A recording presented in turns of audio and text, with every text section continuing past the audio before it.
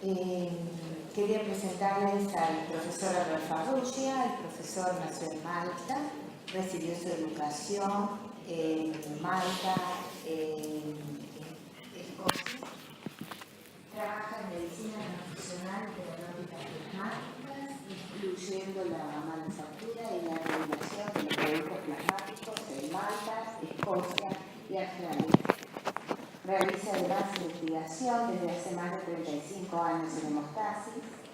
Durante el periodo 2000 a 2008 se desempeñó como asesor de la Federación de Hemofilia en seguridad plasmática y de la sangre. Asimismo, es profesor de la Universidad de Western Australia y de la Escuela de Cirugía. Ha publicado más de 100 publicaciones indexadas. Le interesa y le da prioridad al acceso al tratamiento de los pacientes con hemofilia. Es nuestro asesor principal en la Asociación de Hemofilia del Uruguay y trabaja como consultor internacional en terapéuticas plasmáticas. Profesora Pathology, bienvenido al país. Gracias y empezamos. Thank you very much, Anna. It is now 6 years, practically 6 years, in July of 2010, since I first came to Uruguay. And it was, in fact, this first visit to this city of Colonia, Sacramento, which is such an important city for not just Uruguay, but all of humanity. This now, ladies and gentlemen, is my 8th visit to Uruguay. And I think this shows that I have some interest in your country.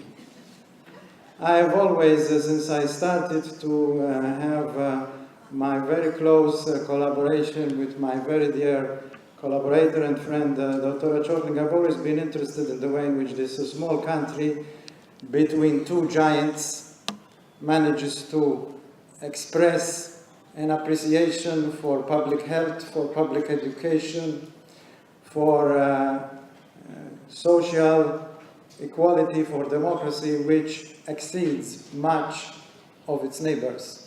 Also, they are pretty good at football, although as someone who lives in Italy, I find some of the methods whereby the Uruguay team beat the Italian team 2 years ago to be a little bit, let us say, unorthodox. But I'm very happy, as always, to be here. And I acknowledge again my collaboration with Dr. Chokling, who has been excellent in the work we have done here in relation to matters for the hemophilia community.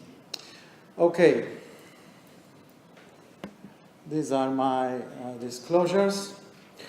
My role today, I think, is to basically give an overview in relation to von Willebrand factor to prepare you for the presentations on diagnosis and treatment which will follow. So I will not say much about diagnosis and treatment, just a very brief overview, but I will concentrate mostly on the properties of this very complex and very interesting protein, which then lead us to a higher level of understanding to its role in disease and how we treat these diseases. So this is a very simple representation of hemostasis, particularly primary hemostasis, where von Willebrand factor, as you know, is involved. And you will see that in my presentation, I will come back to the concepts in a more detailed fashion every time. I start with a simplified way, and then I will go to more detailed concepts. So you know that the primary function of von Willebrand factor is to basically mediate the adhesion of platelets to expose the subendothelium in the damaged vessel wall after exposure through disruption of the endothelial layer. We will come back to this in much more detail. And of course, that is only one role of von Willebrand factor in relation to platelet adhesion, because we know that von Willebrand factor is also extremely important in its role in relation to, if I may say, the protection of factor VIII, a totally different protein in relation to its production of factor VIII when this is secreted in the circulation. And this is a structure now of what we know today about factor VIII without the B domain, which is not really very much involved. And we know that a portion of the A3 domain of factor VIII binds to von Willebrand factor. And this is extremely important as well. And this is a very old paper now, about 40 years old. I should not say very old, because that makes me much older than I also am. But this is a paper in which this patient with von Willebrand's disease is being studied in relation to his actual stability of factor VIII in his circulation. And you can see that by adding von Willebrand factor purified, his factor VIII is much more stable. This is very well known now, whereas compared to the addition of simple buffer. And if in another experiment we had different types of plasma, the plasma from a patient with hemophilia also gives much higher levels of stability relative to the plasma of a patient with von Willebrand's disease. These were the very first mixing experiments which gave us a higher level of insight on the relationship between these two factors. And these days we know that von Willebrand factor in all probability mediates carries out its function relative to protecting factor VIII through binding to the factor VIII through its D-D3 domain. You will see me using these concepts, domains, many times in this talk, and preventing it from being endocytosed through in the macrophage, and also by protection from proteolysis with activated protein C. These are matters now which we understand, although we would like to understand even more, and I will show you some more recent experiments. The factor VIII, the von Willebrand factor gene, is located, unlike the X chromosome for factor VIII, on chromosome 12. On the P portion, it has 51 introns, 178 kilobases. It is a very big gene, and it codes for a very big protein. The human multimeric glycoprotein von Willebrand factor ranges in size upon synthesis, and we will go into this in more detail, from the 600,000 kilodalton of the two primary subunits to over 20 million daltons. This is an extremely highly glycosylated protein. More than 15% of the molecular weight is attributable to actually the glycosylation. Synthesis, as I shall show you in detail, is in the endothelial cells and the precursor to platelets, megakaryocytes, and it is then stored in the Weibel-Palade bodies, which are mostly von Willebrand factor, and in platelet alpha granules prior to activation and secretion of the endothelial cell and the platelets. It is initially formed, as we shall see in the endoplasmic reticulum, as a pre-pro large von Willebrand factor basic molecule, which is then assembled into a multimeric structure which you are familiar with after glycosylation, dimerization, and multimerization in the Golgi apparatus and the storage places, particularly the Weibel-Palade bodies. This is a slide which I think is quite nice, which demonstrates the basic structure of von Willebrand factor, relative also to its various functions, and to some of the aspects of pathology related to this protein, which we understand today. And you can see on the slide that we have here the basic structure composed of the signal peptide of residues 1 to 22, the first 22 amino acids. Then there is the propeptide occupying up to residue 764, and the actual final secreted mature von Willebrand factor occupying the rest of the molecule.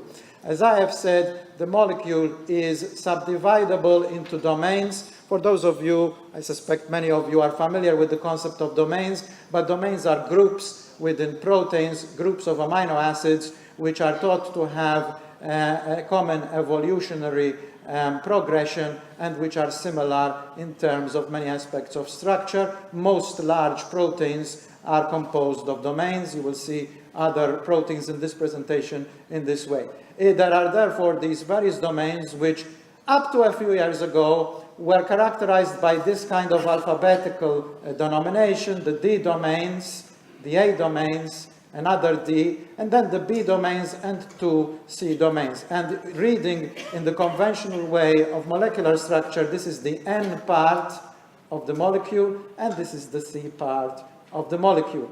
you will see that recently we have adapted a bit our ideas about this, but interestingly in this slide we have where are the various functional characteristics of von Willebrand factor and the important parts of the domain. So here in the D' D3 areas, the binding site, as we have seen before for factor VIII, also for heparin. Here are the areas involved in the interaction with subendothelial collagen, very important. Here is the extremely important cleavage site for ADAMTS 13. I'm going to speak quite a bit about this. This is where also we bind collagen, and these are the domains for the glycoprotein 2B alpha, 2B beta, and 3 alpha region. Also here you can see, and we will see this in more detail in further slides, some of the areas within specific domains of mutations which give us different types of von Willebrand disease. Now, this is a slide which compares the classical ideas about the domain structure of von Willebrand factor to an updated concept which was developed over the past 3 to 4 years, which really is not very different, but it comes about as a result of an appreciation of the fact that this area, the B1 to 3, the former B domains, are actually most likely evolutionarily linked to the C domains as well, and therefore we now conceive of von Willebrand factor as having all the structure which previously was acknowledged, as well as towards the end a series of 6 rather than 2 C domains, and we do not recognize a B domain type alignment. Now this is important in terms of our appreciation of biochemistry. It gets a bit confusing in the literature because there are still groups actively researching von Willebrand factor who adhere to this concept. You will see that in my slides, which obviously I have obtained from the published literature, that I will be using the two of them, but it's important to appreciate this recent knowledge. Another thing to appreciate is the fact that we conceive of the D domains, which are extremely important. They have a subdomain structure which is quite similar for most of them, except for the D prime domain, which in association with the D3 domain is involved in the binding of factor VIII. This is quite complex, and I will just refer you to excellent reviews, and in particular to this review by Lanting in Blood last year, which summarizes much of the information which I am going to give you. And another aspect of the basic biochemistry is the fact that von Willebrand factor contains 234 cysteine residues. It has 8.3% of the total amino acid composition in the form of this one cysteine residue, which, as you know from basic biochemistry, is extremely important in the formation of disulfide bonds. And you have to appreciate that this number in von Willebrand factor, this proportion is 4 times as much than the average in human proteins. So these must obviously be extremely important for the von Willebrand factor, the cysteine residues, and they contribute, as you will see, to the folding of the domains that characterize the final von Willebrand structure, because what we have been looking at so far in terms of, let's say, the basic structure is the linear expression of the gene and not the complex structure folded and multimerized, which actually constitutes the physiologically active protein. I hope I'm not going too far for the distinguished translators. I know that this is always a problem. Now let us go over a bit in more detail how this von Willebrand factor is biosynthesized as a result to lead to the physiologically active protein. So here again is the basic subunit, is the basic unit as synthesized by the gene, the signal peptide, the propeptide, and the actual final active chain. And as a result of the first engagement of the cysteine residues of the disulfide bond formation, we get at the C-terminal, at this part, you can see over here, dimerization. In other words, two of the basic molecules come together at the C-terminal, and we get the start, the initiation of N-linked glycosylation. Glycosylation starts happening at this front part of the molecule, and this assembles a dimeric so-called bouquet structure. I don't know why they call it bouquet. It doesn't look like flowers to me. But as a result of this happening in the endoplasmic reticulum, pretty soon as the primary chain is synthesized, we get a movement into the Golgi apparatus. There is now an N-terminal multimerization, head-to-head. The two parts of the dimers come together. There is more glycosylation, and we start getting the formation of the von Willebrand factor, so-called containing tubules. And these are packaged into small so-called mini-stacks, which are actually very small initial phases of the Weibel-Palade bodies. And they are incorporated with other proteins, which are going to be very important in the subsequent actions in order to generate the active molecule. We get the propeptide at this stage is cleaved, so that we are ending up with the final chain, and then we get packaging of this massive amount of the von Willebrand factor into the Weibel-Palade bodies. And at this stage, the von Willebrand factor is available in these bodies, but not in the circulation, as an immensely large multimeric protein. You are all familiar with multimeric analysis, and you'll see more of it in this talk and others, and is in the form of these very massive non-physiological multimers over here. Then what happens to the von Willebrand factor in terms of its actual engagement in hemostasis? Well, what we have then is that the VWF in the Weibel-Palade bodies, the Weibel-Palade bodies travel, engage with actin inside the endothelial cell, approach the membrane, start interacting with a complex number of receptors and other proteins, which you can see over here, so that gradually they are progressed to the stage that they can be secreted. Secretion can occur in various ways, which are not necessarily going to lead to the production of hemostatically, physiologically, and not pathologically active von Willebrand factor. We can have basal secretion, whereby just one Weibel-Palade body can extrude von Willebrand factor. We can have this phenomenon whereby the Weibel-Palade body fuses with the endothelial cell membrane, extrudes the other proteins which are in the body, but keeps in the von Willebrand factor. But most importantly, if we have agonist-induced release, if we have damage to the endothelial cell wall, we will then have multiple of the Weibel-Palade bodies fusing, and the multimers of von Willebrand factor assemble into so-called strings, which bind platelets very quickly. You will see more about these strings in a few minutes, but the important thing is that at this stage, when we have this phenomenon, the von Willebrand factor is secreted in its first instance in these massively large multimers, which I've already mentioned, and which therefore, in order to result in physiologically and not pathologically active von Willebrand factor, needs to be further cleaved. And this is done by the Adams-13 protease, which you can see briefly on the slide. Again, it's the old nomenclature, but I remind you that the Adams-13 cleaves von Willebrand factor multimers at the region of the A1, A2 domain. You are going to see much more of this. This is a subject which particularly interests me from the point of view of therapeutic products, and I will show you some more data which you may not be familiar.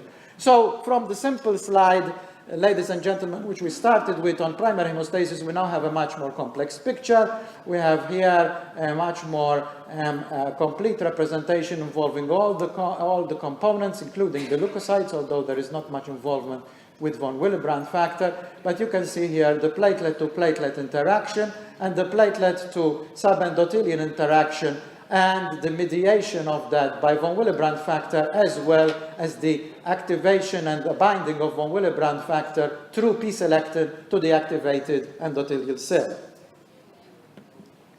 And these are just the components which are involved in these important interactions, including the various receptors. And here again, you can see the von Willebrand factor basic structure in the old nomenclature and the areas within it which are actually involved in terms of the glycoprotein B1 alpha, the collagen binding site, and the importance at the A2 domain of the Adams 13 cleavage site.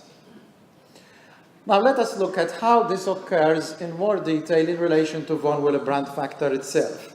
And you can see that plasma von Willebrand factor, as soon as it is formed through the extrusion of the von Willebrand factor from the damaged endothelial cell, will start to form these so-called strings, which very quickly will, under the influence of shear-mediated stress, I'll show you a diagram of the blood flow and shear in a moment, but think in terms of the globular extruded multimeric structure being stretched like a rubber band, and this mobilizes platelets on it through the interaction with the relevant receptors.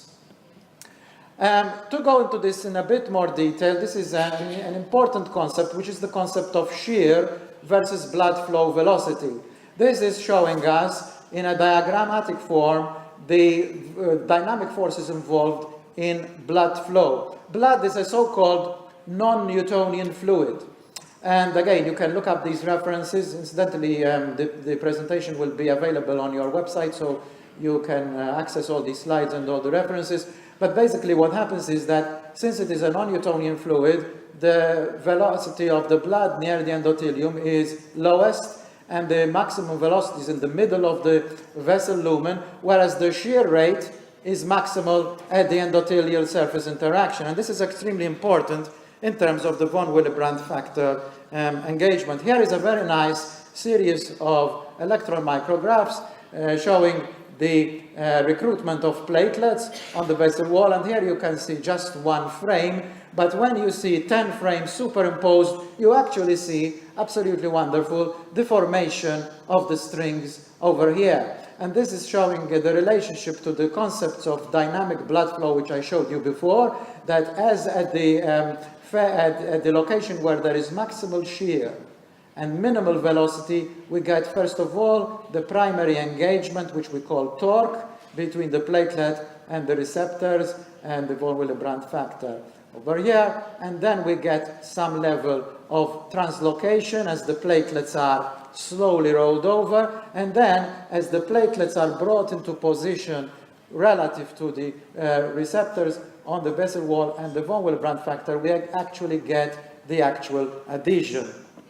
And this is shown again very nicely over here in the formation of these strings appearing on the surface of activated endothelial cells. What you're actually seeing here is the von Willebrand factor strings with platelets, and this is an important slide as well, because this experiment was done using the mesenteric vessels of rodents, of rats, who are deficient in Adams 13, congenitally deficient in Adams 13. Adams 13 again. Obviously, at this stage, being deficient in Adams 13, these are gigantic and extremely thrombogenic von Willebrand factor strings, which can engage platelets, not just to the adequate level, but to the superadequate level. And this is basically showing the situation in a cartonic form.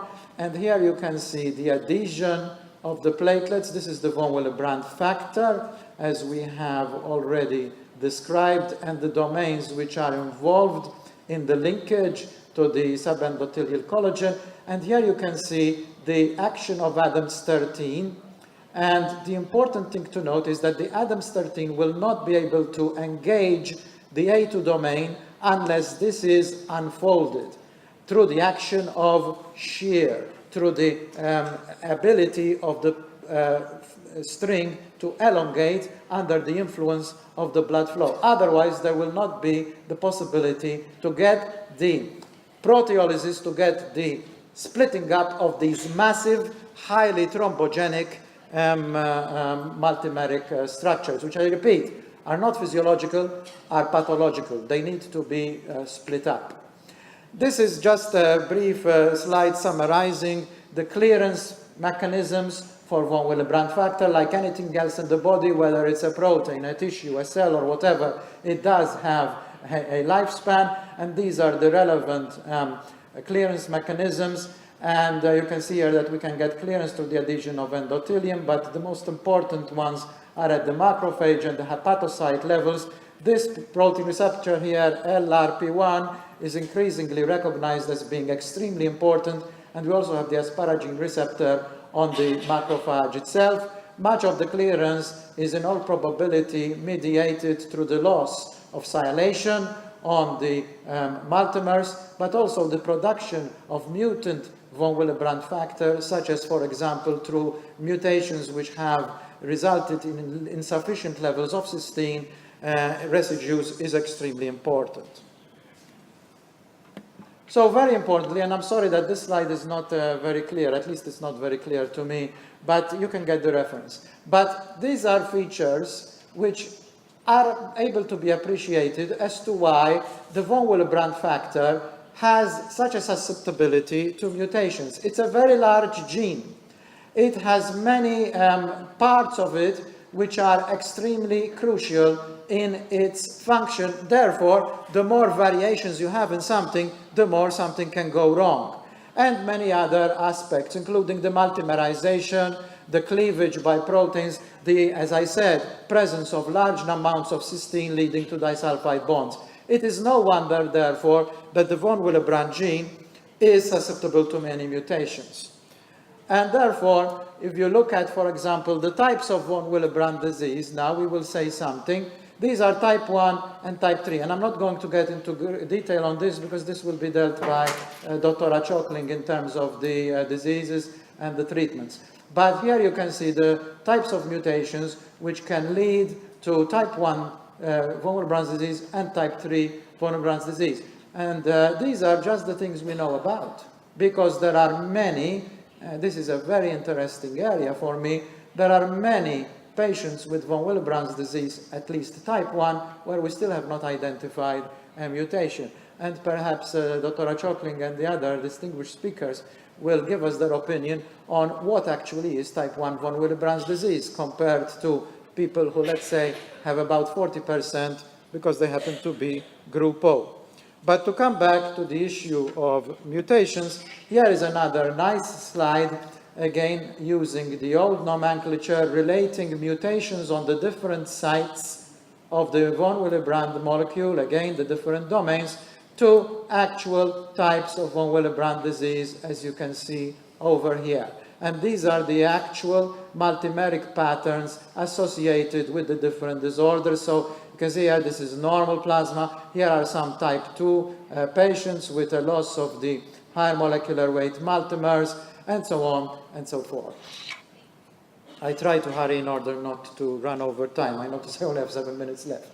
The same situation here, perhaps shown a little bit more clearly, and showing with the new nomenclature, again, the site of mutations associated with different types of von Willebrand disease. Here you can see mutations in the D domain associated with type 2A, mutations in the A2 domain associated with various types of type 2. Mutations here in the D' D3 domain lead us to the very interesting subtype of type 2N, Normandy, von Willebrand disease, in which we have, because of the inability to efficiently interact with the factor 8, as I told you before, this is the part of the molecule which associates with factor 8, we have an inability and therefore an unstable factor 8 and the lower factor 8 levels, and so on and so forth. Now, very quickly, because this will be dealt by other speakers, this is the ISTH classification, therefore, of von Willebrand disease, related as much as possible now to what we know at the mutation molecular level. And you know that basically we have effectively 3 types of von Willebrand disease. This is how it's been all the time that I've been working in this field, and it is more years than I want to think about. In type 1 von Willebrand disease, we have a quantitative deficiency and a relatively normal antigen to histiocytin cofactor type ratio. In type 2, we have a qualitative deficiency in which we have defects in the multimers, defects in the interaction with factor 8, and so on. And in type 3, which is fortunately much rarer, we have a virtual absence of von Willebrand factor, hence a virtual absence of factor 8 and a very severe bleeding phenotype I am sure that you are familiar with this classification. I will not go over it in much detail.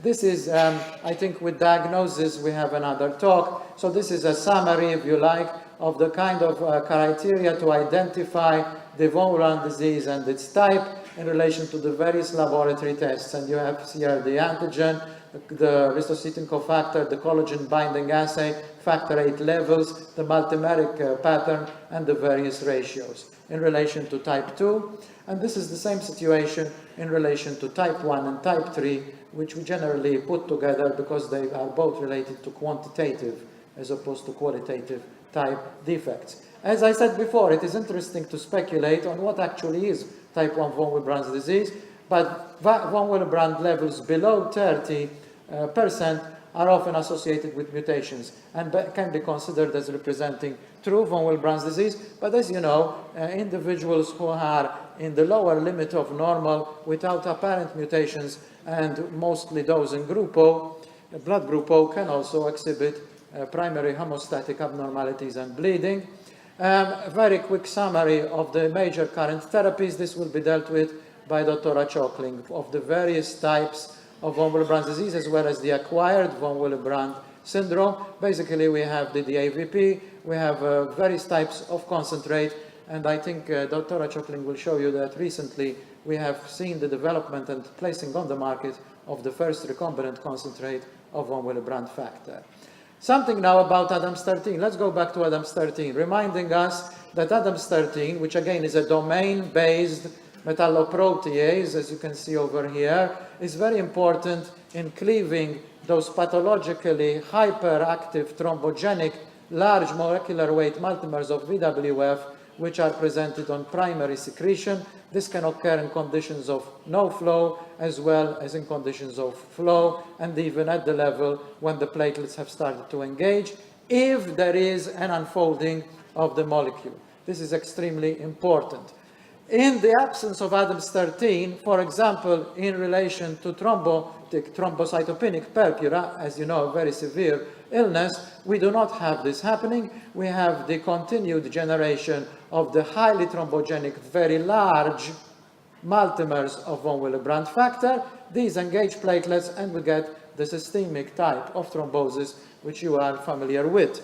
And therefore, this is of interest to us in the field of developing and pursuing therapies as to whether we can use Adams 13 itself in relation to the treatment of thrombotic thrombocytopenic purpura. And this is something perhaps which is less familiar to some people.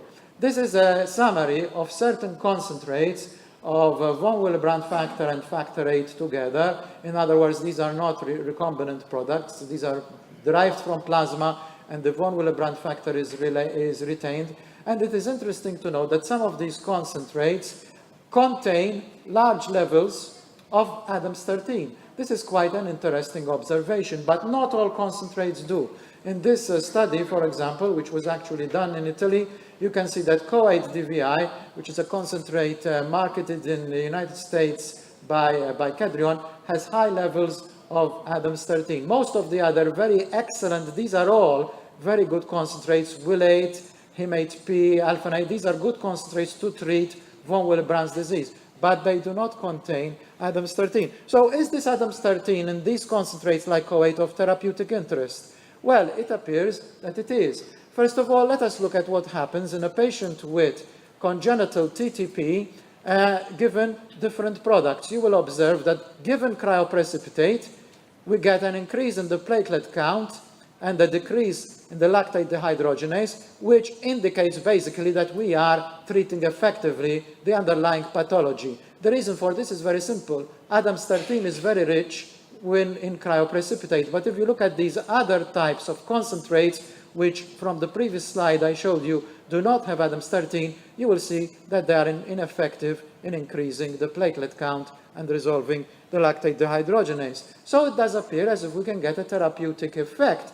And here is another interesting in vitro experiment in which different types of these von Willebrand factor containing concentrates were incubated with a substrate of pure von Willebrand factor. And you can see that the British concentrate from the company BPL and the COAT products from the company Kedrion can digest the von Willebrand factor because they have the Adams 13, but the other concentrates do not. So this is very interesting, and you can see now the use of one of these concentrates, in this instance is CoA DVI, but there is also a report using the 8Y product from BPL, showing that upon infusion of the CoA, we get this nice, interesting increase in the platelet count. So it does appear as if we can utilize, very interestingly, a product which is used to cause hemostasis in an antithrombotic type application. Very interesting philosophically. I approach the end of my talk by making you aware that this large protein, which is probably the most complex protein we have in plasma, did not evolve just in relation to the processes of hemostasis and thrombosis. And we know now that von Willebrand factor regulates also angiogenesis and apoptosis. Here is a cartonic representation of how we think that this happens. And I refer you to the reference because I notice I've got half a minute left. But the important thing is that this is involved, as you know, in possible oncological type manifestations. This is a mouse model in which von Willebrand factor deficient mice were studied in a model for tumors. And this is the relevant, I think, brains, not from the mouse, no, from the lungs from the mice. And you can see that there are metastatic colonies in the von Willebrand factor deficient mice, much less in the von Willebrand factor normal mice. So if I can round off by reiterating my previous comment that it's a wonderful protein. It has obviously evolved for many reasons because of the dramatic representation of bleeding in von Willebrand's disease. All our attention has been based on this disorder, but I think that over the next decades, our appreciation of von Willebrand factor in all these aspects, tumor metastasis, angiogenesis,